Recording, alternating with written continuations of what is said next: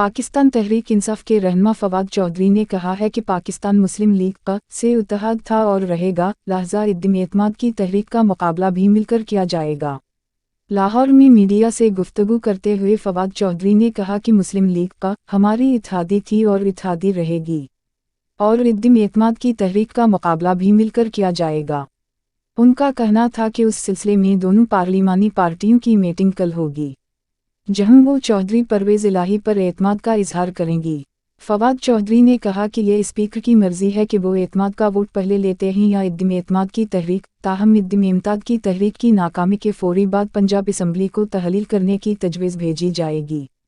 फवाद चौधरी ने कहा कि राना सनाउल्लाह और ख्वाजा आसिफ बड़ी बड़ी भड़की मार रहे थे कि असम्बलियाँ तहलील करें, हम अवाम में जाएंगे, तो अब आप लोगों की ये हालत क्यों हो गई है। मुस्लिम लीग क के रहनुमा मोहसिन इलाही ने chairman press trust of India Imran Khan से मुलाकात के बाद कहा कि आज इमरान खान से मुलाकात में पंजाब असम्बली तोड़ने की हिकमत अमली मुकम्मल कर ली है। उन्होंने कहा कि डिस्ट्रिक्ट मजिस्ट्रेट जितनी मर्जी कोशिश कर ले, जल्दी इलेक्शन नहीं रोक सकती, अगले इलेक्शन में जीत इमरान खान की है।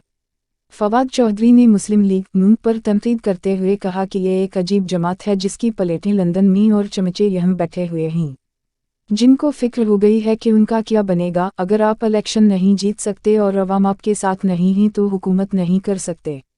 फवाद चौधरी ने कहा कि कराची में स्टॉक मार्केट 2 दिनों में 1500 पॉइंट्स गिर गई है। इसी तरह बैनुल-अक़वामी मालियाती फंड IMF के बाद बिजली के बिलों में 40% इजाफा करने का कहा जा रहा है।